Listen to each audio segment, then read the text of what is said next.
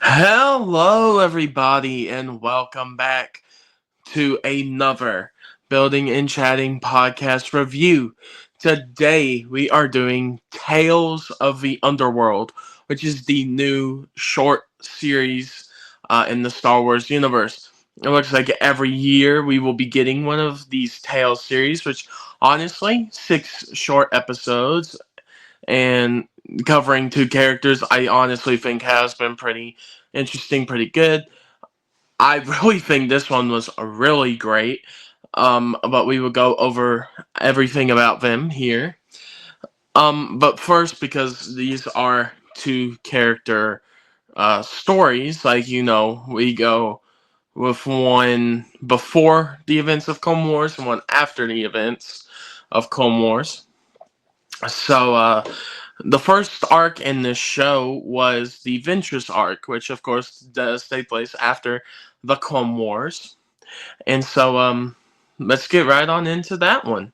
The Ventress arc, which starts off in episode 1 with Quinlan Voss and Obi-Wan taking Asajj Ventress to the pools to layer where she's died.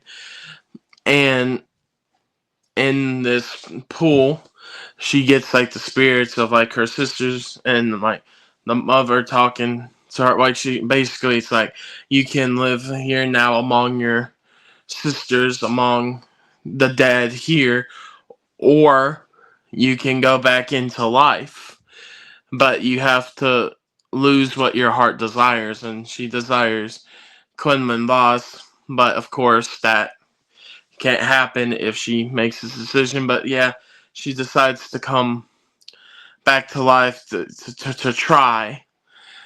And that is where the logo appears and stuff. And then it's a little bit after that now. And she is working as a ticket booth salesman on a planet. And her other, the other person she works with is they're about to get robbed, and then she beats up the guy that's trying to rob them. And the ticket the ticket booth salesman girl's like, you really know how to fight, maybe we can find more advanced uses for you. And she says, no, I don't really like the fighting, I like what I do here, I like what I do now. And the girl's like, are you sure you really like what you do here? I've lived here and done this basically my whole life, and I don't like it. And then she's like, I kind of like the peace and quiet. And then then there's a boy running to the train station, says he's being chased and really needs to get out. Well, these credits do.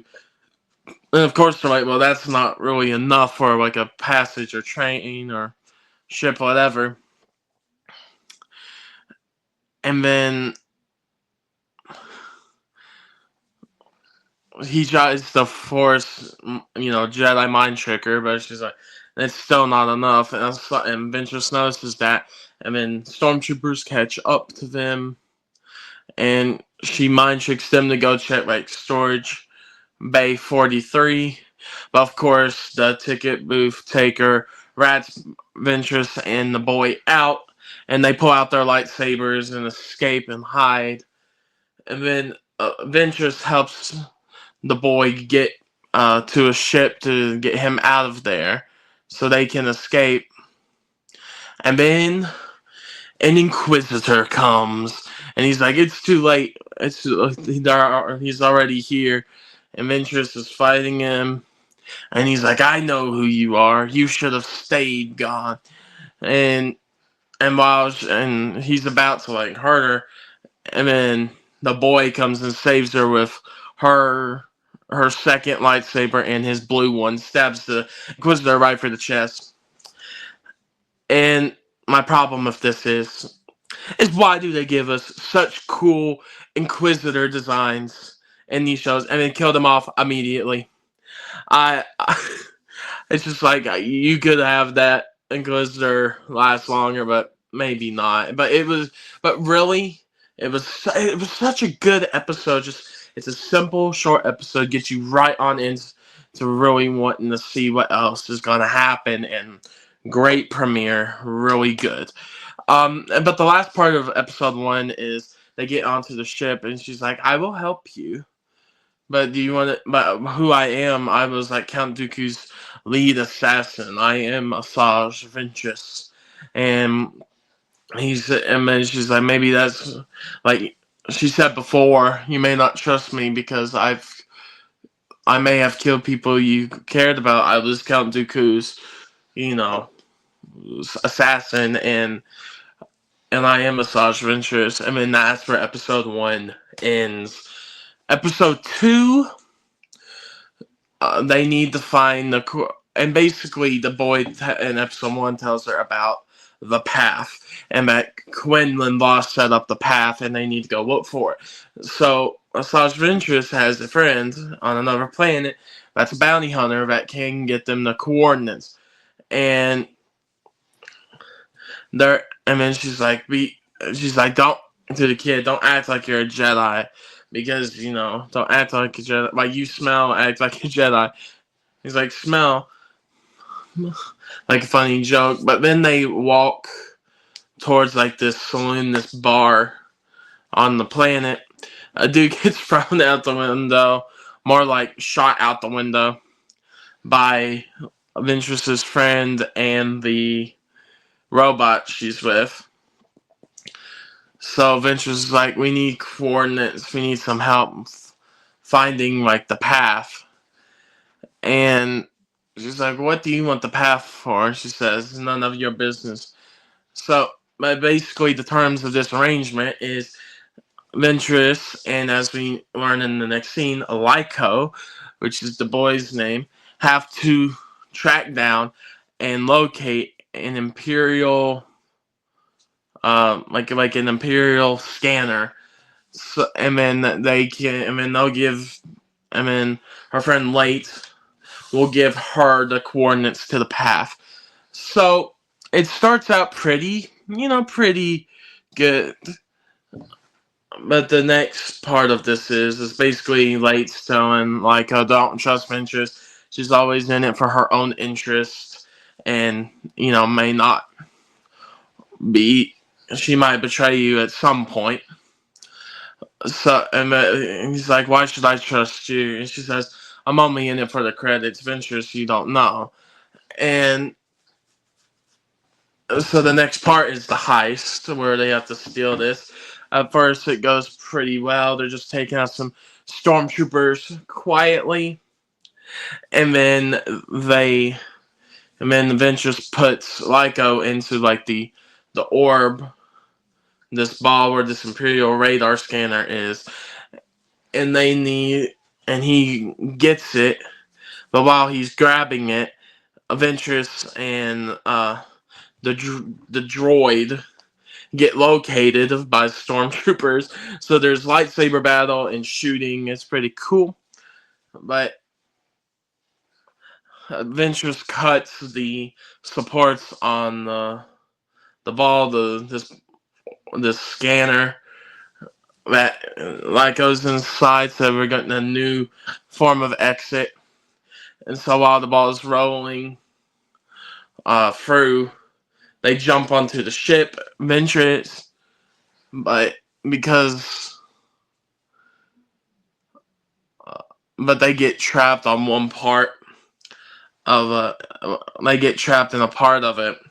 So they drop the scanner. Ventress tells Late that, hey, we dropped it, it's destroyed, we have to get out of here. There's something else we can do. And Late's like, okay. And then contacts the robot to like get the Jedi. And then this bro goes full Western gunslinger spin move on all of these stormtroopers, takes them all out, jumps on the ship, and gets ready. And then Ventress and Lyco jump off of the moving orb ball scanner thing, and Lyco gets thrown into the ship by the robot, and Ventress gets pushed off. And she's like, And then Lyco's like, you didn't have to kill her. This could have gone better. But, like, it's like, well, too bad. You're worth way more than that scanner was anyway. But Ventress showing that she is kind of forming a bond with him. She jumped back onto the ship, cut a hole into that, like, hangar bay, slices the droid in half, and tells, like, if you don't get us those coordinates and everything, I will kill you. Like, we need to get out of here now. And then that leads us into episode 3. And this episode was One Warrior to Another. Good name for it. But basically they are on the planet that the path is on. And they come upon a homestead. Because they're running out of water, running out of food, they think this homestead, Lyco thinks this homestead could help them. They go inside and discover that the grandfather and the granddaughter, the grandfather of the granddaughter was in the separatist army. And he's like, you know, I think, like, we were so lucky to have you, Lady Ventress. And she's like, oh. And and he's like, if you will help us get some water and get some stuff, get water that we need, my granddaughter will show you the path, or show you the way to the path, or that it wasn't to the path because they haven't revealed like their. He knows that Ventress is there, and he's like, like, the separatists were right, and she's like, no, both sides were wrong about some things, and then this is like, he's like, can you help us get some water? And then they agree so they can find the path. Ventress a little more reluctantly, but because next to this water sources, they said it's close enough to where the Crimson Caverns are, because they're not giving away that they're looking for the Jedi to a separatist, or a former separatist. So they go to granddaughter, get the water, and she's like, oh no, they're coming, like, they're coming. And then these, like, raiders, Mad Max style, come down the hill, and then they're trying to get away with the water. But the raiders make them crash into one of the cliff sides. And Lyco is able to understand them. He's like, we're stealing their water. Maybe if we can come to an agreement with them, everything will be okay. So, like, he talks to him, and then he's like, well, Ventress like, he may not want to listen, and like I was like, that's where you come in. So basically, Ventress tells them, like, this isn't a war. Like, you've fought for so long, you think that this is a war, but this is gonna be bad. But maybe if you all just listen to each other and just talk about all this could get resolved. But you all can have some water. And so no more people die, or no more people get injured.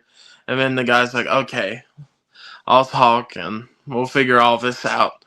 And so they, the family gets the water. The little like crab people get their wish, for none more of them have to get hurt, and everything on goes. And Ventress is like, well, they might start fighting again, or they might become friends like us, Vico says. Because Ventress said, like, yeah, he's a Jedi, but he's my friend to the guys, showing that, like, hey, like, people from the opposite sides can get along and all that. And so it was really, like, a good moment. And then Ventress takes Lyco to the path, and she's like, I cannot go with you. Go. I just can't. And he's like, maybe they'll, like, forgive you or see good. And she's like, no, I can't do this right now. And he's like, what about Quinlan? And, and it's like, I don't need to do that anymore. And so she leaves. And then Maiko comes running out. I was like, wait for me. And she's like, you missed the ship, didn't you? And he said, no, I just want to be with you. But he's kind of sarcastic for this series, so he probably did miss it.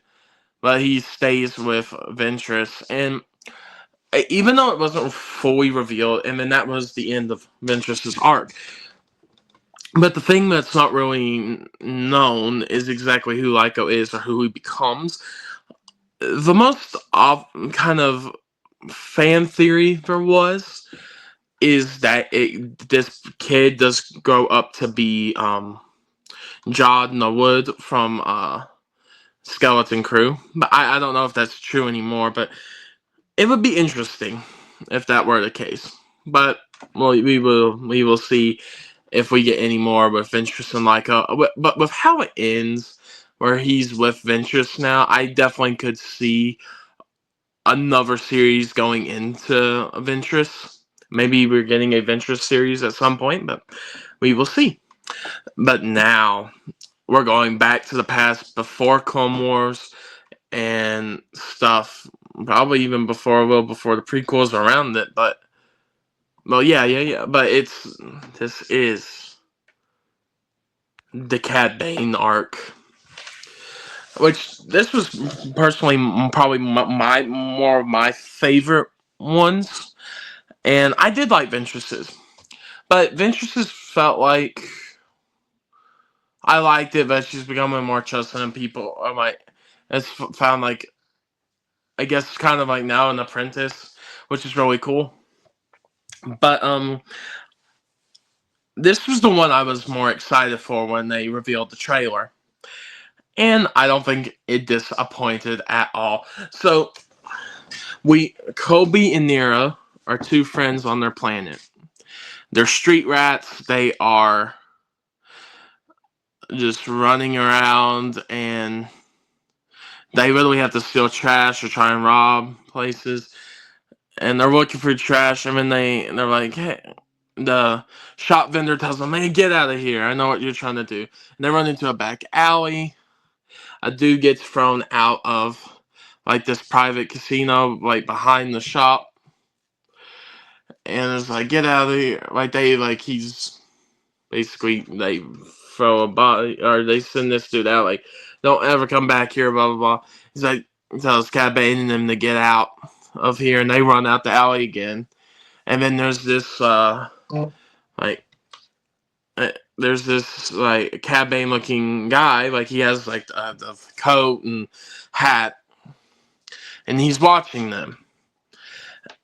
And he's like, and then the next part is the Kobe and Nero want to like get fruit from this droid they know. Like, hey, that's I think C2. Like, and they always have a fresh fruit every time, so let's go and get some. So they pick up bad fruit from the trash, and take all the good fruit. Like shysters, they take all of the good stuff for what the robot bought for, I guess, people there or whatever. But they're chowing down on this food in an alley, and the guy walks up to him and says, "Hey, what are you kids like doing here?" And he's like, "I want to make an investment," and hands him a coin. And he says, "Do what you want with that. I'm just making an investment." And they're like, "Okay." So of course they go because they're like hungry and they need food. They go and get their Krispies, which is like kind of like a Star Wars version, like popcorn or flavored popcorn, cereal type stuff, and it's like looks pretty good. But the shopkeeper's like, "How did you get this?" And it's like, "We earned it." And like he does like a lick test. It's like, "Yeah, all right, fine." And they chow down on that. But as they're like eating their crunchies and stuff, they see a car or like a speeder car getting chased by the police, and the police like are following them, and then the car makes the police crash, gets away, and then the next morning the investor we could say, finds Kobe and Nero and says like, "Hey, I want you to do a job for me, or I want you to come with me. Like you're my investment. I want you. I want to see if you can do something for me." And basically, he says that "Hey, I want to do a job. Like I don't like the shop owner." And he's like, "Well," and then Kobe and Nero like, "They don't like us either." So they're like, "I'll give you 5 times what I gave you." And then Nero's like, "Kobe, wait, feels a little off." And this is when we first learned that his name, that Cad Bane's like kid name is Kobe. And then the thing is like earlier, he's like, "Do you miss your parents?" Is like, I barely even knew him. So Cad didn't know his family barely at all, of course. So Kobe and Nero, like Nero's like, "Hey, I don't think this is right. I don't think we need to really do this. This seems like it could get dangerous." He's like, and then Colby or Cat as a kid says, "Yeah, you're right." And then he turns around and says, "No, we want 10 times what you gave us." And then the dude smiles. But basically, like they are the distraction for the casino while they are the distraction, like they get the casino owner out the private room and they take out all of the people in the store and the casino, the private casino. They take them all out, and they're running away from the cops. Nero gets caught by them, and Cad runs into the like the bounty hunter's car, and that's where it is. It's like your friend got caught, but you get his take, and that's where the episode ends. Episode 2 flashes forward a little bit in time, or it looks like has like I'd say like late teen or young adult. Here he's young, he's still young, but he's like a late teen young adult for sure. And like he has like a girlfriend on the crew, Aaron, and they also have of course the leader Laszlo, which is who recruited Cad Bane into like the bounty hunting stuff and all the work that he does.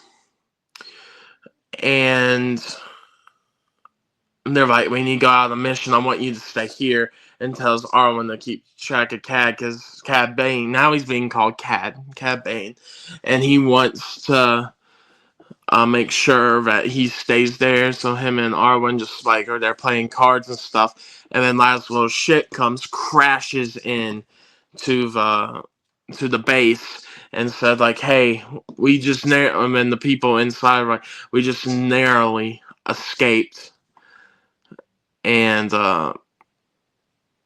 we just narrowly escaped." And he's like, "Where's Laszlo?" And like Laszlo's dead. Like the marshal, the lawman got him. The marshal got him. And so Cad Bane is like freaking out about that. He's mad, and he grabs Laszlo's hat and goes to dispense some justice. Or he wants to. Or no, sorry. He like gets.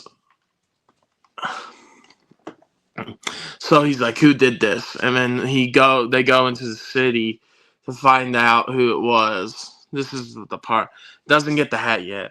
Goes into the city to check that, like, look at the store that him and Nero used to go to as kids. And Nero finds them. And like sees them and says like, "Hey, Kobe, how you doing?" And he's like, "Hey, Nero," and they hug and stuff. And it's like, my did. He says like, "I'm here because I feel something's going to get messy, and I don't want you to be part of it." He's like, "Well, I hope things don't get messy because I'm the marshal now." And it's like, and then Arwen says, "Cad, we should probably go."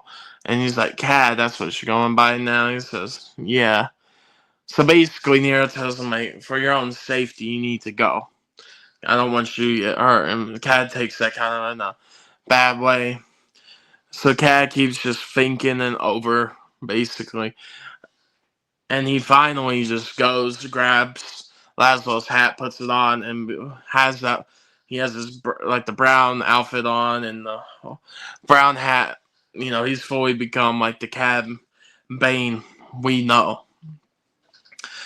So he goes, like, they're like, well, do you think he'll come back? The marshal's like, do you think he'll come back? He's like, I don't know. And Nero's like, I don't know. That's what scares me. And he's like, Marshal's like, don't be afraid. We'll figure it all out. And so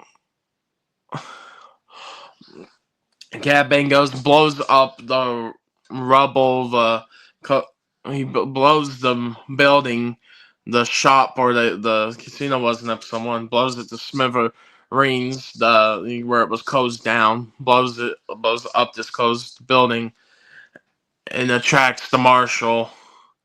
And because he gets so mad at it and stuff, he at the marshal, he shoots and takes out the marshal. Nero sees it, Aaron does, and like, you have to surrender, Cab. Like, there's nowhere you can go.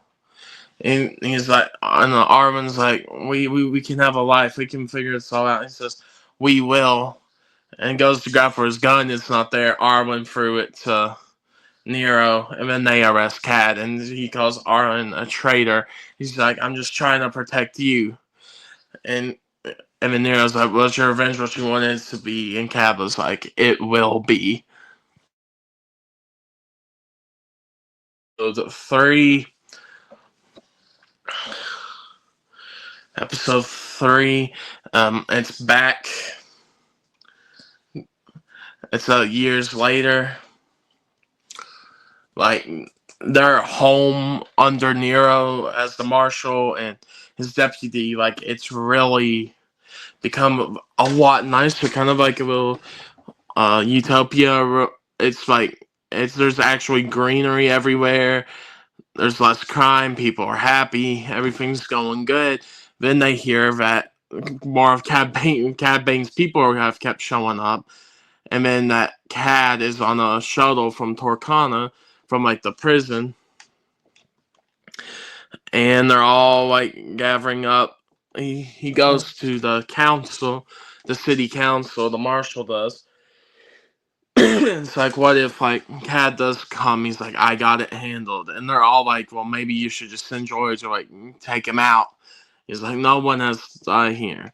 Then he goes to the bounty hunter bar, and they basically say like, you're gonna die. Like, Cad's gonna get you after what you did with Aaron.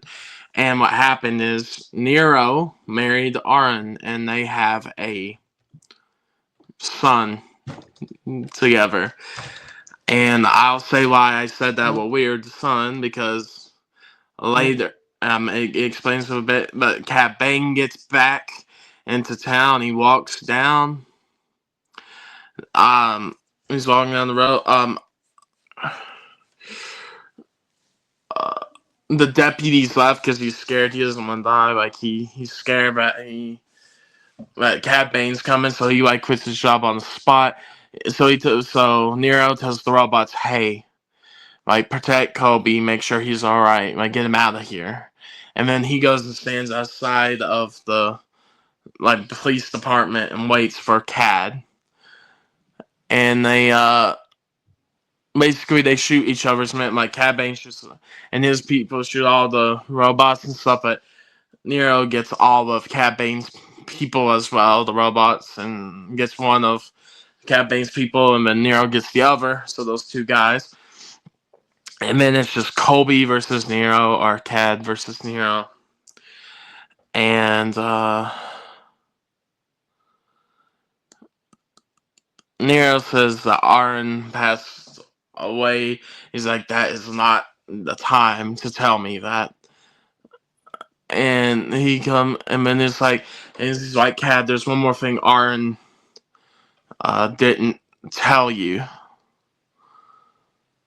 And he's like, I'm done with talking.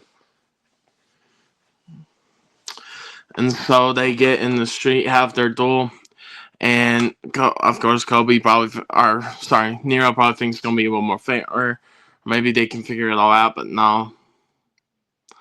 A lot's happened to them since they last met, of course. So Cab has the two pistols and shoots Nero.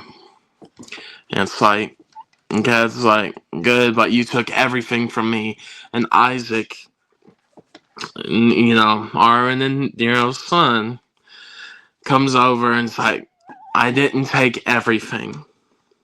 And Cad's kind of shocked by that. And then he looks at Isaac, and it is revealed that Isaac was Arwen and Cad Bane's son. So she did conceive before Cad went to prison, and that Arwen kept him, and Nero became the foster, like the adoptive dad of Isaac. So, and then Cad Bane walks away from it all, like the female council member comes out and is like, get away from him, like stay away. And Cad Bane walks away. But the last thing he does before he walks away, he looks in Isaac's eyes and sees that it's him. It's like his kid. And the same eyes, same everything. And so he's just like, I think in a way, that kind of bothered Cat a little bit, but also, like, he just knew that he couldn't. There was nothing else he could do anymore. Like, he did take out the person that, like, raised his son. So it's a story of kind of just tragedy in a way of what happened with Cad, but I mean that's later, of course, how we see him in Clone Wars, and then after Clone Wars, Bad Batch and stuff. But he's just he gets a little cold-hearted, and I think in a way he's bitter of what happened and everything. But this show was a really good show.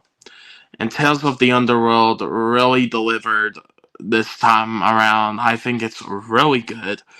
I would honestly, just because I found the Adventures arc to be just a little disappointing. It was still very good, but I thought that it could have been a lot better with Adventures at the end. I just thought there was going to be more, and then it kind of just cuts. But both were still very good. I give this a 9 out of 10. But yeah, thank you all for watching the Tales of the Underworld review, and we will talk to you again later. Bye bye.